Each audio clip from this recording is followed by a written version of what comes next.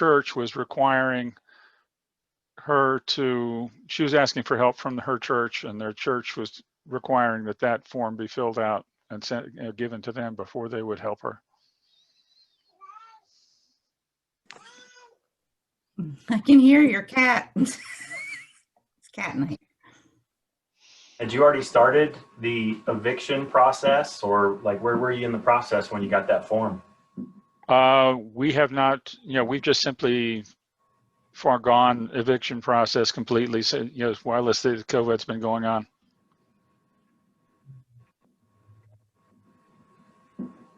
I'm more curious, what were they expecting her to get out of filling that form out, to get funds from her or from them? That I'm not. Well, she's already, with the information that we came up with previously because of the, what was going on through Greensboro Housing.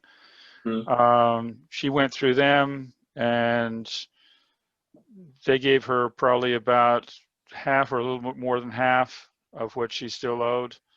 And then she's gone to her church to see if they will help her. She's in a situation, she's got little kids. She can't put them in daycare, and she's a single mom, and she wants to be working, but she can't work and, not have any place to put her kids. Mm-hmm. So, we've been working with her on it. Preston, if I was going to be in a charitable role of paying people's rent, I would want them to fill out the form first. So I knew they had, a 3-month runway before an eviction could happen. Maybe we're not paying everything they owe, or can't commit to pay everything that they owe. You wouldn't want to pay it and then have them thrown out the next week anyway. Yeah, I'm not disagreeing with that. My concern there was that form and filling that out. I dislike filling out government forms, and I stopped using HUDs. Everybody else still likes to use a HUD, but that makes an accidental felon, and I don't do that. So that was my concern there. But I see your point, and I think that's right. I would want something from her that I'm trying to do these things, but asking her to provide them that form, that would not be how I would have approached it from their perspective. So that was my curiosity there. But no, you want to be working with people who are savable, and from their perspective, and that makes sense. And from the landlord's perspective, obviously you want to be helping people if you can. We're not mean. I'm not mean. Nobody, I don't think anybody is. So I think they probably wanted the form because her lease is over the end of October. And so she owes us, let's call it, however many months rent it is, 2 or 3. And so if they paid it and then her lease is over, then are we going to kick her out because she hasn't been able to pay her rent? Or, I think that's what the complication is. I don't know that helps at all, because it sounds like she's about to become a holdover. And even if she was fully caught up, you could kick her out for holding over. Again, that's a management issue with the church, and that was just a question for me. How they decide to do stuff is kind of their business, but and that's not COVID related at all. That just, there's so many things that tie in, and what people are hearing and what people are thinking, and not all of it makes sense or is relevant, but they don't understand that, so it keeps coming up. If that makes any sense. The one example that we had already started the process. And I think it began between the 2 moratoriums. But then the tenant got the form and turned it into us between the first hearing, where we went and the magistrate just continued it for, I think, 3 weeks. And then he got us the form in that span of time in between that and the next hearing. And then when we went to the next hearing, they were just dismissing everything. Everything related to non-payment of rent. And it just became apparently you have to start the process over if and when you're allowed to start it over, to go the non-rent rent payment way. And to be specific, we had filled out the forms where it was a breach of lease for non-payment of rent. And Steve, you and I discussed this briefly the other night, but that was shenanigans, and you should not have stood for that. And I'm not telling you to appeal it, but the fight inside of me says you should appeal that, and let's see what happens. Because you had already started that case. They had, and in your case, your defendant did not even show up the second time. Right. So them throwing that case out, utter shenanigans. And that's not the word I want to use, but Yeah. You're being kind. Okay. Also, just wanted is- to let you know, for those that weren't on the coffee chat last month, I have been in contact with a magistrate in Guilford County who did inform me that they have no directive from the North Carolina court system on how to handle these forms. So it's just up to whatever that magistrate decides on that day. And I think that's why Preston's saying you need to challenge it and say, we've already been through this process and started, and now this form has shown up with nobody verifying. Because really, the magistrates don't have a directive. So I think we need to be pushing to help have some kind of direction on how to handle this. And if we just keep letting them dismiss the court cases, that's what they'll continue to do, of course. Right. Quick question. When it's dismissed that way, you have to refile. You start from the beginning, and so you're paying the extra money. I'd appeal it. We would have to or appeal. So this is now where it gets funky. If you started a case with that having been presented to you, and that puts you at potential risk for all the penalties of doing that. If you already had an active case prior to being presented with that, and you appealed that dismissal, that is a totally different setup from the penalty section, because you were already in court before that happened. And so then you can have basic hearings before the hearing on the affidavit that you're presented with. If you got the affidavit and then you file without doing other things, you have run afoul of the limitations that are placed on you and have put yourself at risk of damages and potential jail time. So in Steve's case, the appropriate thing to do would have been to appeal that dismissal, because then it does two things. One, he's kept his original file alive, and now he's in district court where he's going to end up anyway. If he had just refiled a new case, in which most people assume they're going to do it in small claims court again, you run afoul of the restrictions, and you're still in small claims where they're going to dismiss you again. So the next best option would be to file in district court, but again, you still got the filing restriction. So really what you're going to do is you either appeal and then have a hearing on the affidavit, or you do a declaratory action on the affidavit, get that ruling, and then you refile. I can tell you how long that's going to take, and the appeal is always going to be the fastest of all of these slow options. So how long would that take, Preston? Or did I misunderstand? I thought you said that. The appeal is going to put you on the next appeals calendar. So in Greensboro, that's the next month, depending on when that happens. They got a cutoff, and if you make the cutoff, it's the next month. You miss the cutoff, you go 2 months. Well, let me give an update on that. We had a tenant that appealed a judgment. The judgment was ruled on August 17th. The tenant appealed it the next day. We have yet to have the appeal date scheduled for the docket. And in talking to the clerk's office just this week, they said it may not be scheduled until the end of the year. That's correct. And that was where I was getting to, Jeff. The courts are closed. So they're not having, and they put a new notice. The Greensboro office has had another infection, and so they have closed the courthouse down without fully closing it. So they are not allowing cases to be heard. So all of the dockets are pushed off.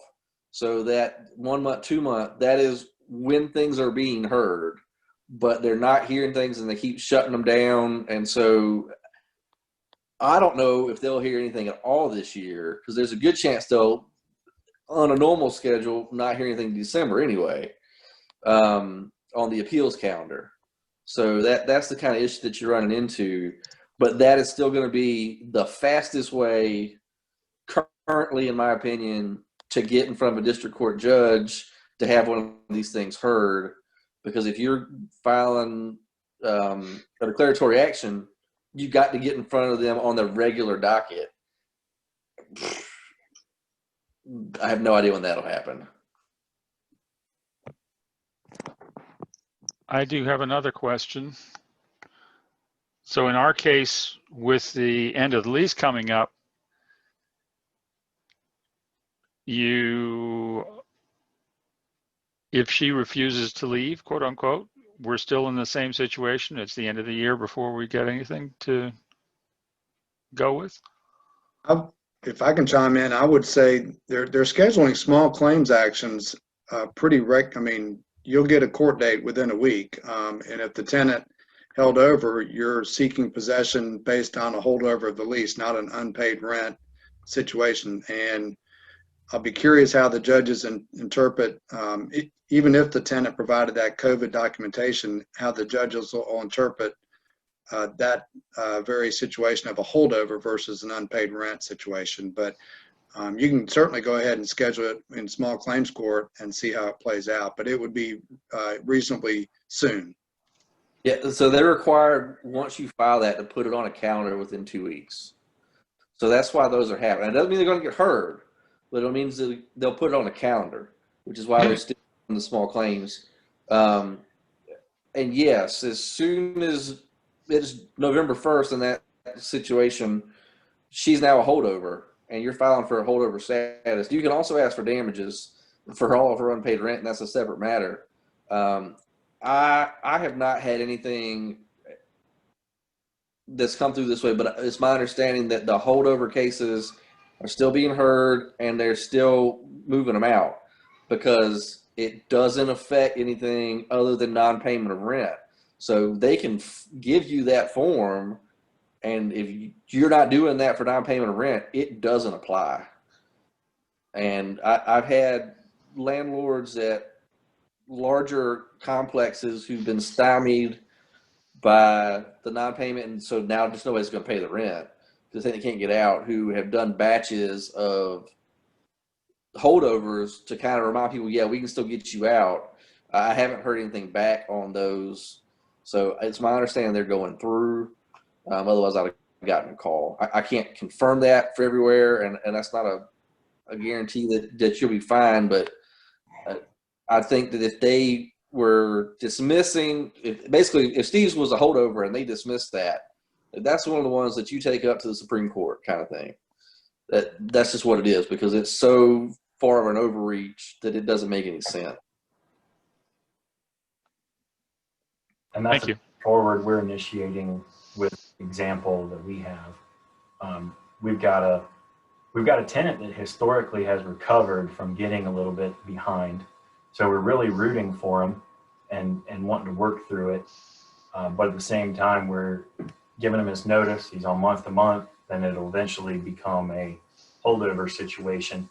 Really, the timing of when we would push the issue on the holdover situation isn't going to be that different from the end of the existing eviction moratorium. But I don't know what comes on at the end of the existing eviction moratorium, because I didn't know the second eviction moratorium would ever happen when we were in the middle of the first one. So we're having to hedge our bet and go, well, we've got to initiate this process of getting them out on a holdover just in case it's a different world and we don't know what the rules are at that point. I think that's the smart thing, Steve, because you don't know. Now, guys, if you want me to share the form just let me know. I can share it on the screen if everybody didn't look at it on the email I sent, because it is very, very specific that this is for non-payment and they must meet, that they tried to file for federal help. Okay, I got a yes, please share. Okay. Let me get that. One thing Preston and I talked about was we didn't even get a chance to present our belief that the tenant had fraudulently filled out that form because he'd not communicated with us prior to receiving that form about any attempt to go get help to pay rent. He'd not made any attempt to pay any partial rent, according to what he could afford. Some things about the way it's worded that if we were at the district court level, with an attorney's guidance, we might have argued that document and its validity and was it filled out right, or was there actually perjury being committed? I saw something flash up in the chat. So this is only residential. This is not affecting commercial. Now that multifamily would fall because that is a commercial setup, but that's considered residential for the lease. So I think that would work. But if you got an office tenant or something like that, no. And then for your point, Steve, you got to have the hearing on the affidavit before you have the hearing on the case. That's the understanding that I think we have right this second, and that's coming from attorneys across the country. Have the hearing and get the ruling on the affidavit before you do anything else, and even do that in the small claims court, and you're just making a motion to have it heard before you get into the matter at hand on your filing, because you got to deal with this and you want it on the record that you dealt with this. And if a judge is refusing to go through it, it says a lot about the judge or the magistrate, or how you want to look at it. But that's an appealable thing that you can then appeal. And so that's essentially what would happen is, Your Honor, we're here on this, but since we filed, we've been given this form. Before we get to our hearing on the underlying complaint, we're asking for a declaratory ruling on the affidavit. Let's get into the hearing on the affidavit, and can they prove that all this stuff is true? And the answer is no, they can't. If anybody qualifies under this, I'd be really surprised. And then they rule on that, and you keep taking it up. Yeah, Preston, one of the questions that came in on the chat is, how do you prove if they are meeting the criteria, and do they have to meet all of them? And yeah, they got to meet all of them. And how do you prove that they do it? That's not your job. That's their job. yes, and that's the whole point, guys, is that there is nobody policing this. That's where we have to stand up and ask. What Preston's talking about is, don't just take the dismissal. If this process has been started and nobody's doing the policing, then it's a free-for-all. Has anybody Regarding the affidavit, I did read a legal review. I think it was UNC Chapel Hill that the interpretation from judges seems to be potentially that by virtue of their signature, that is their proof and declaration that the facts are what they are, and judges may not be questioning or asking for proof of said statement. Right. Hi, guys. But two of the bullets say that the tenant should be making partial payments or an attempt to make partial payments. And if they're not making that attempt, wouldn't that be proof and we can file? So I'll start with Jeff's statement. And I guess the way I approach that is essentially the way we think about it is it's a statement made essentially under oath. And so if you're filing a complaint, we would call it a verified complaint. So the judge essentially takes it as, not only as you filed this, but you're telling me this is true and we're taking it as true.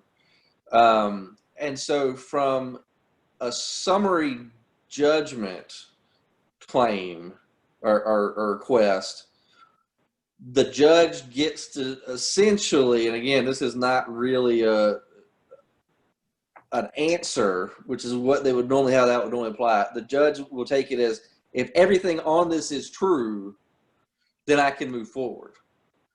And so if that's what they're saying, and in that respect, I believe that is correct. If you're doing a summary judgment on that, and a judge says, I'm taking this as true because they've given it to me and it says that it's true, that I believe is the correct interpretation on doing that.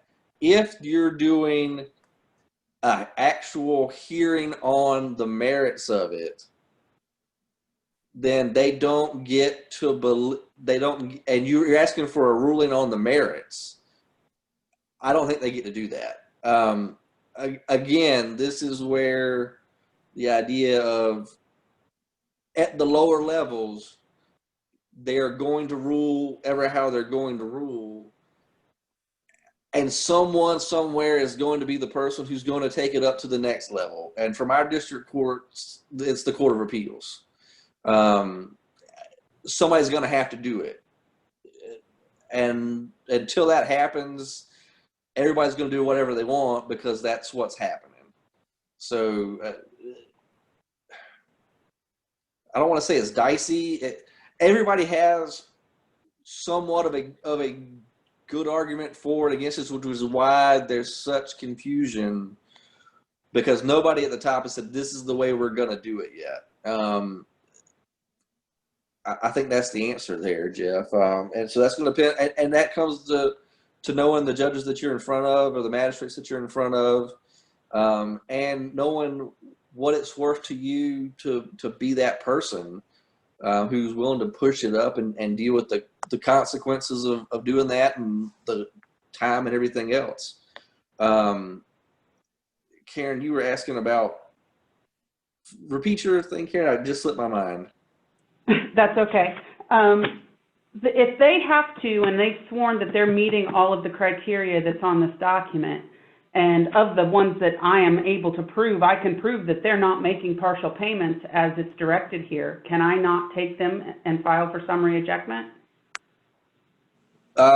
So that's the question, that under the way the stuff is written right this second, if you haven't already filed, no, you probably should not. What you should do is have a declaratory action on the affidavit, which is where you go in and you say, I have been served with this. I want the court to make a determination as to the validity of this and my ability to move forward under this.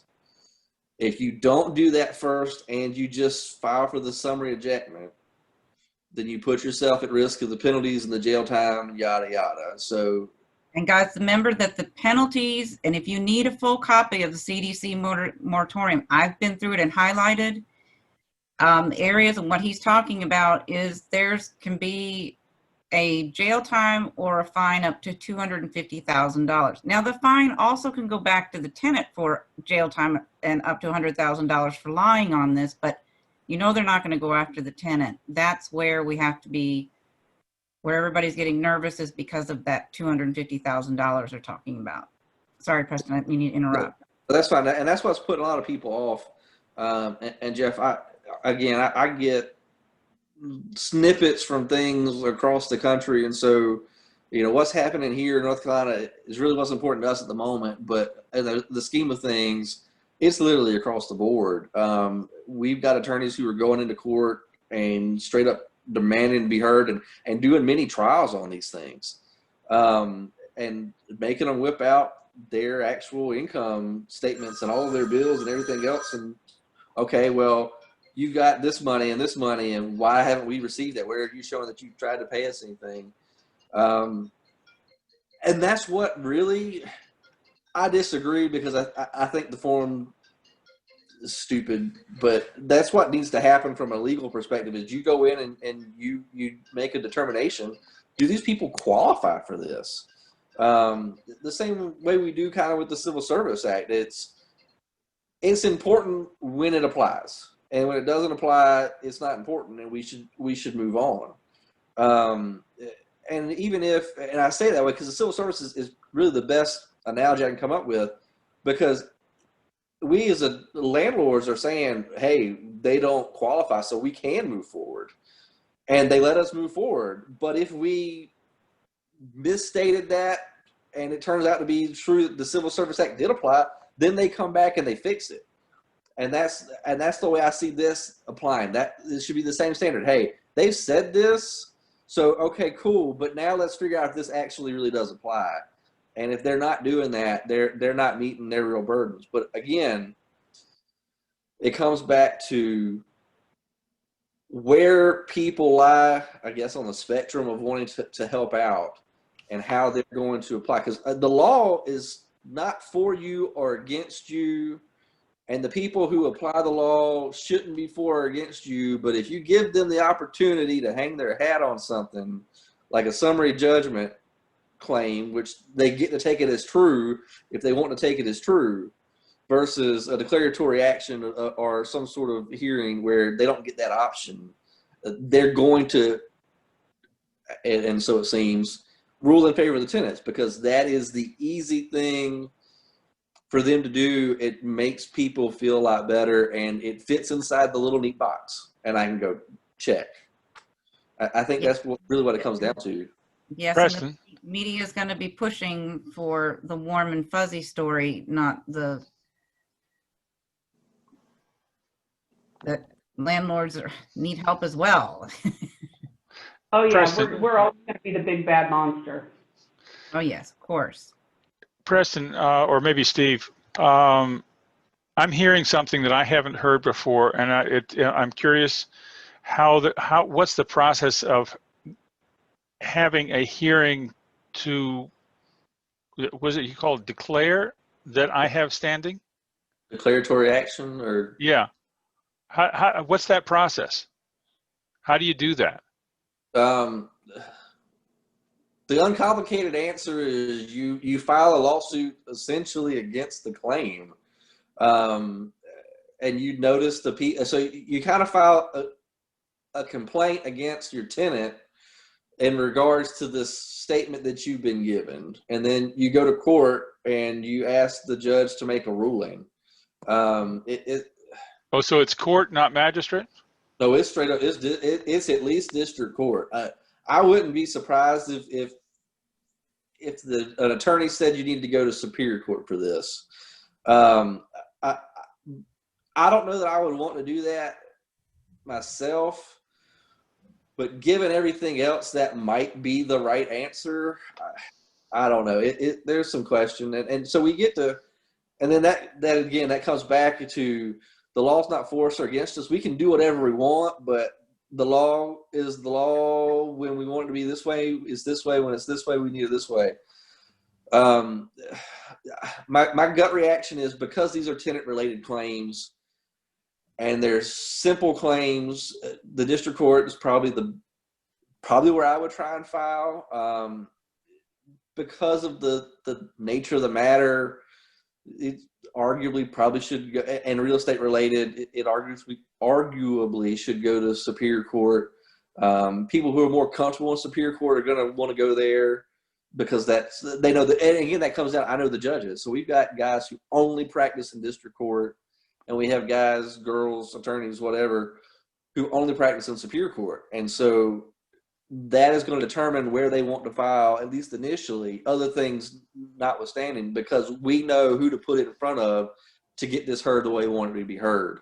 And that at the front end matters a lot because, again, really what it's going to take is someone's going to have to go through the appeal process and take it all the way up.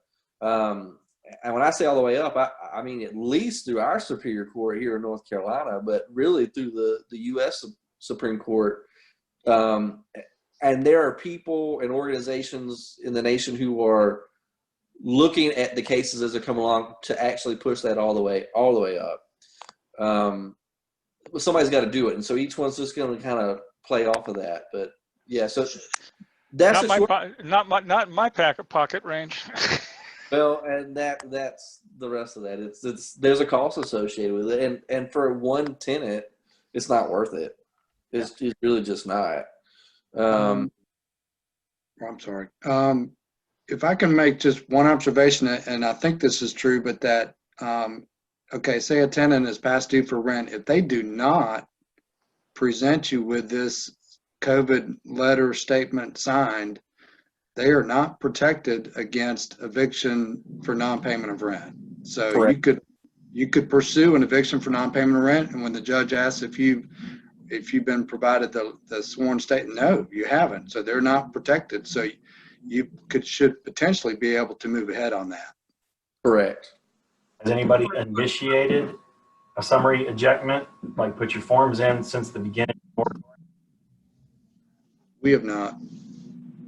We haven't either. At the last moratorium, and it was for different reasons and a higher probability that your tenant would be protected when they were saying 70% of all mortgages are federally backed.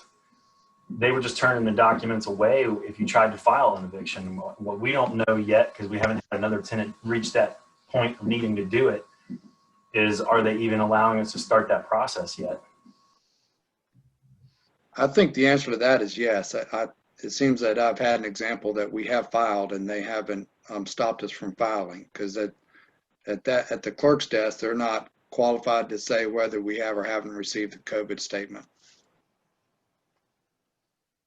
So then the other experience we've had, Jeff, is when you go to the courthouse for the eviction proceedings, they had legal aid outside the courtroom in one location, inside the courtroom another location, and the magistrate asked who was there for that type of hearing and dismissed them to go out and talk to legal aid at another location.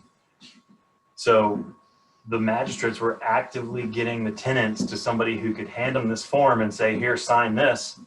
And if they hand it in, even there at the proceeding, or from what I've heard, even up to the point where you're having a sheriff lock somebody out, if they hand it to the sheriff before they're locked out, they can stop. Yeah, that's, Steve, I had that experience as well, even prior to the CDC moratorium. Legal aid they were actually sitting in the courtroom, and the judge would refer the tenant to the legal aid attorney, and they would step out, and you know, it was all about the tenant and what could be done for them. In Alamance County, I saw one example where the tenant, well, I just go up there just to check when I can do some evictions. And I was there when a landlord came in with a tenant, said they did not pay rent, and the magistrate immediately gave one question to the tenant, which was, do you owe this rent? And he said, yes, but I have $850 from the Salvation Army, and I have applied to this federal thing, and I have this document, which was the first time I had seen it, and I sent you an email, Jennifer, with the tenant's name, because I was shocked about that. And this man the sheriff came and removed that family, husband, wife, and 3 kids out of the house. But within hours, they came back and said, you have to let them back in. So I was totally confused. So that's why I came to you guys to see what in the world's happening. I'm missing $8,000 a month because they see the news, they don't have to pay the rent. But there are other options that we can do to evict them. But I am just totally confused of where we stand at this point. Rhonda Tapp, Alamance County, and Guilford County. I have houses there too. Thanks, Rhonda. Yeah, I know this is tough. Preston, I mean, that sounds crazy to have them. Yeah, I mean, once they're out, they're out. And unless the sheriff makes you rechange the locks and let them in, I wouldn't let them back in that property to save my life. And I know, me either. But the thing was, he did, because somehow or another he found out that he was out of the realm of this COVID-19 moratorium, and he actually felt compassionate for the family, husband, wife, and 3 kids. He let them back in, took the $850 from the Salvation Army. Where does he stand now? They still not paying rent. the landlord took them back in, or the sheriff put them back in? 'Cause No, the landlord took them back in. that's a landlord problem. Okay. Yeah, I was gonna say that's a decision that they made, that they'll have to live with that decision and the risk they're taking by allowing somebody back in. Yeah, no, if the sheriff is putting people they've already kicked out back in, that's a totally different conversation. I'd like to hear more about that if that's what was happening. I That's- know the sheriff put them out, but he had compassion because they was out standing outside with nowhere to go. I would like to follow up on that also, and I will let y'all know what's happening. But I had Jennifer that gave the phone number to the tenant to find out exactly what happened, because I don't like the third party thing. I'm a landlord. We never get the best treatment. But they were evicted for non-payment of rent with money in hand and that daggum declaration that I had never seen before. And they still put them out. That's But good. Go ahead. I'm sorry. No, that wasn't cutting you off. I think if that's the way that happened, and I say that's good. That's the outcome that should happen. Again, I have limited facts from you, fourth party at this point. Right. So yeah, you should. I mean, now from the landlord's perspective at that point in time, because obviously a writ was issued, so there's been at least one ruling against the tenant, and then a quasi second ruling against the tenant where they hadn't paid anything up to that point in time. So as a landlord, you're asking, does it make sense for me to take this money and put them back in? I'm cold and I'm heartless. I'd have been like, thank you for paying your debt, but don't get in my house. And his job took him back. He, according to the tenant, which is not my tenant, because like I said, once he was gone, I wouldn't took the money. But this man took the $825 from the Salvation Army. $1,200 from the tenant has saved up because he started back working, and now they in there, and here we are, and they ain't getting no rent. Yeah, that's a hard thing. I mean, if I had somebody who was kind of getting caught back up and was getting to work, I don't know. I mean, it depends on the tenant and that relationship there. I have one tenant, and this is my story. She pays late. Who is speaking? Who is speaking? It's Nelson. Preston. Preston speaking. She pays late every month to the point that her late fee is almost her regular rent payment. And I've fought on her a number of times, but she catches up, and as long as she communicates what she does, she gets to stay. But I have other tenants that I would never consider that with. So that's a tenant issue, completely unrelated to the COVID stuff that's happening. But it's more important now, because if you get them out and they're all questionable, you cannot let them back in because you can't get them back out again. And that's my statement from what I'm hearing with you, Rhonda. Oh, okay. So you're saying that once the magistrate said you have eviction and you let them stay, and this guy only is a single house owner. I have 37 properties. But if you tell them they can go back in, Preston, what are you saying now? You cannot evict them again? Well, you create a new lease when you do that. Oh. And see? so now if they don't pay you, you're filing for non-payment, which arguably not allowed. Right. And so, yeah, so no, don't let them back in. Okay. And that's again, that's a tenant by tenant case thing. In some cases, it might make sense to let them catch back up. Again, it depends on what's going on. But if you're at the point where the sheriff is actually walking them out of the property, Mm-hmm. don't let them back in, because you are going to have some type of issues with them in the future, and or a lot of trouble and a lot of expense to get them removed again. And of course, guys, as a reminder, Thank you. this CDC eviction moratorium has all come around from the CDC using their, what, Preston, I think it's called their crisis. The emergency powers. Yes, their emergency power, because they're trying to stop the spread. That was the intent of this. And of course, what's happened is tenants are learning, oh, I can just fill this out. Nobody's policing it. And I have a job, but I'm going to save this money so I can buy a big screen TV for Christmas. And as most of you know, I'm not cynical like this, but this is what's happening with a lot of this. And I think this is why we need to talk about standing up A new it's car. and asking who's policing this. I mean, so, we don't want to we want to stop the spread of this virus, but we've got to do it with some kind of sense and logic when it comes to housing. If I can make a comment, it's just from a bird's eye view. So right now, there's no other moratorium in effect other than this COVID or the CDC's moratorium that we're talking about right now.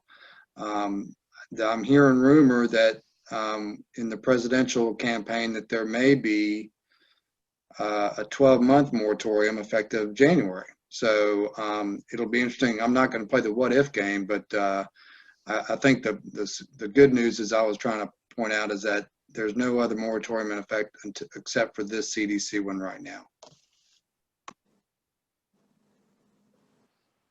I think that's right, Jeff. That's as far as I know.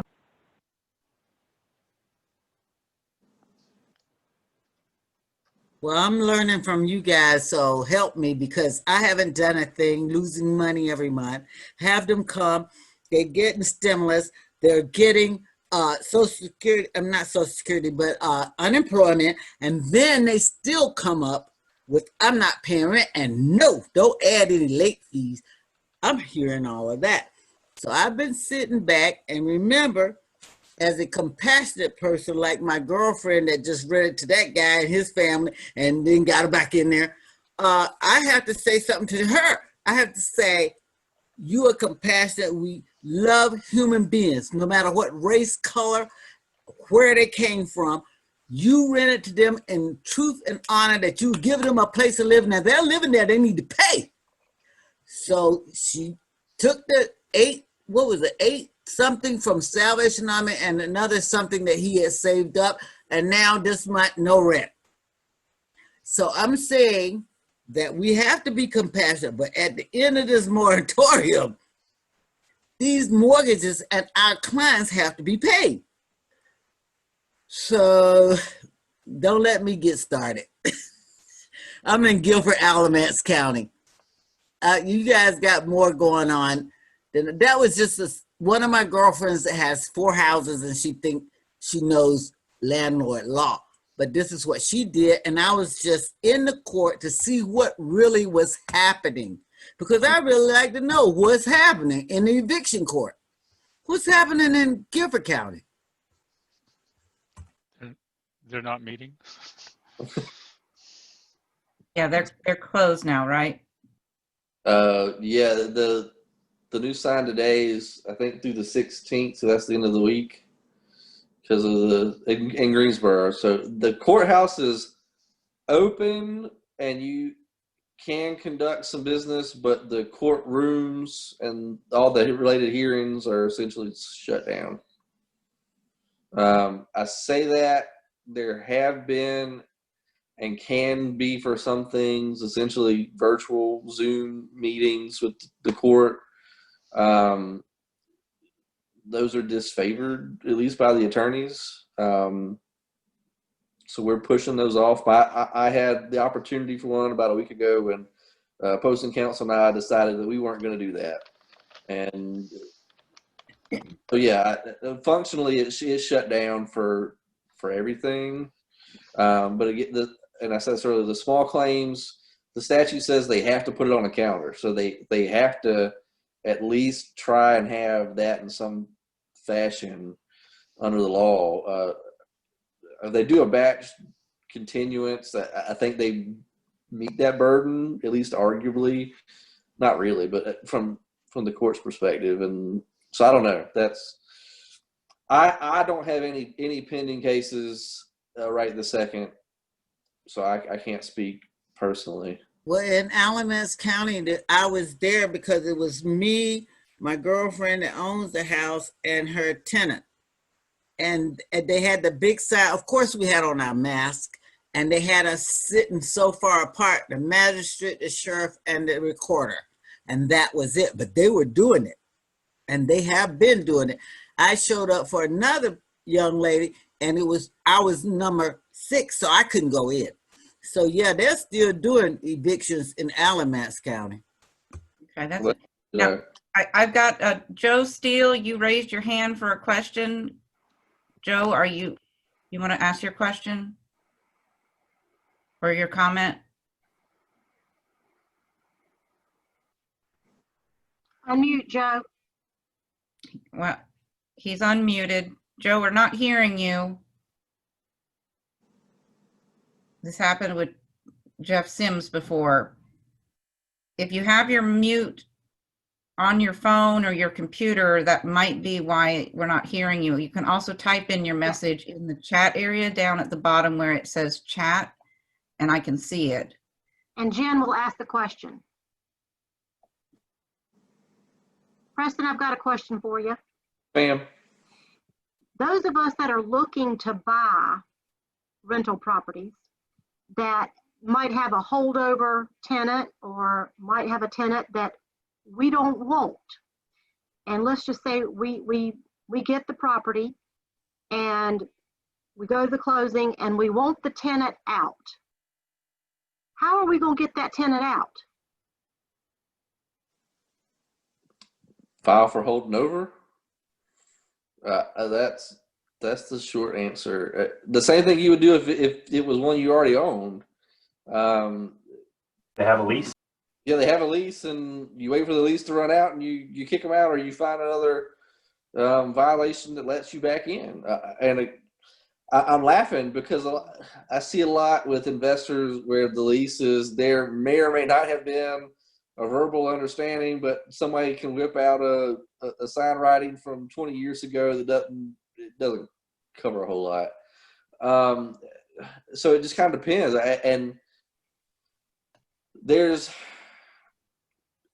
Now this is a question because you said closing, so you're obviously buying it. So there's a level of care that can be done, and there's a spectrum. And most people, particularly investors, fall on the cheap end of the spectrum. So you pay to get good title. I'm not saying anything bad. It works out most of the time. And so we have a discussion about just the title, and sometimes we don't even discuss the tenant. If you don't tell me there's a tenant, I don't know. But then on the very expensive side, I'm doing my job to the letter, everything I can do to protect you, and you're paying for it like a commercial closing. We get estoppels from the tenants saying, this is the lease that's in effect. These terms are still good. Everybody's in compliance all the way down. You get statements from the tenant and the landlord about what's going on with the rent payments in the past, and we're going to do a proration at closing. And so there's a level there, so you can't presume that your attorney is going to set you up for that, because it may or may not be their job to do that. And so that's the lead into that. But to answer your actual question is, once you've taken title, to the property, you're taking subject to those leases, whatever they are, and you're going to follow that lease to get them out. So if they've got a year left on their year-long lease and they're not paying you rent and they haven't paid rent in 6 months, Exactly. you try and file for a breach, which is related to non-payment, but it's a breach, a material breach that allows for re-entry, and you see what happens. And if they hit you with a CDC form before that, then we have a different discussion about whether you should try and do that or not. That's it. Otherwise, again, my fallback for everybody right now is get them as a holdover. Don't ask any questions. Get them as a holdover, and then independently, or maybe relatedly, also ask for the money and get what you can get.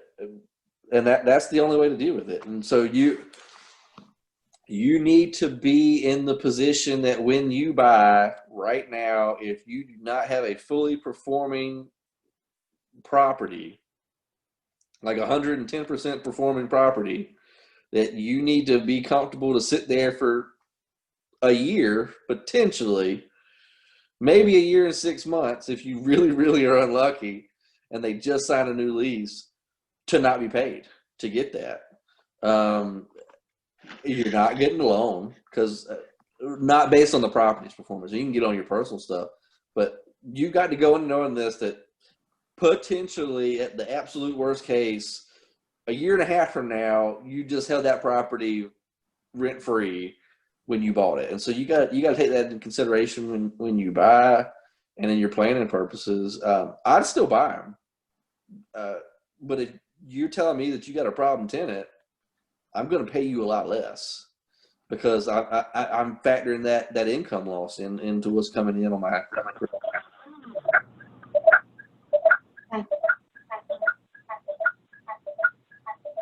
Okay, we've got somebody. We've got some feedback. Yeah, I can't. Okay. Yeah. Okay. All right, guys. I know we have lots to discuss on this, and since there's still so much unknown, but we are at the hour mark.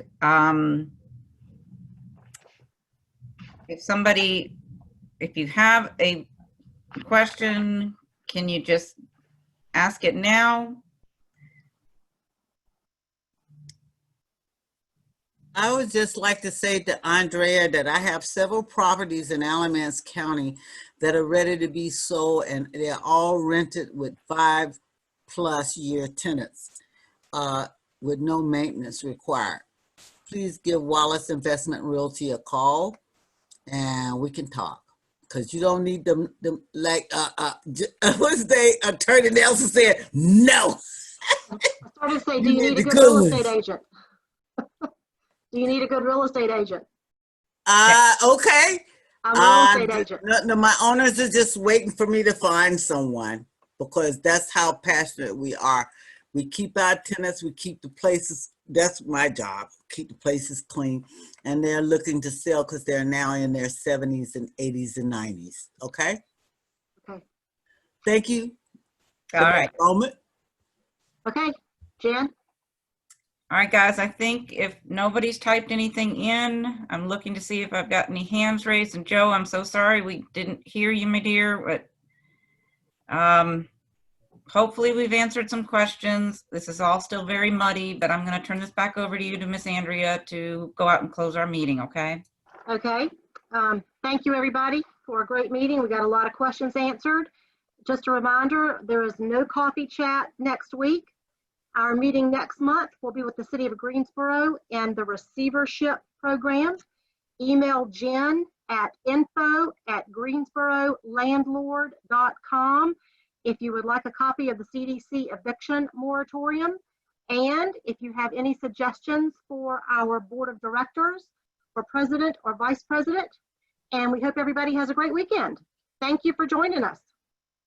Thank you, Preston, and thank you, Steve. Thank you, guys. Thanks, everybody. Thanks for your questions and being here tonight. Thank Thank you. you. Thank See you you. next Take month. care. Thanks, Andrea. Thanks, Jen. All right. Have You guys have be fun safe. at the furniture market.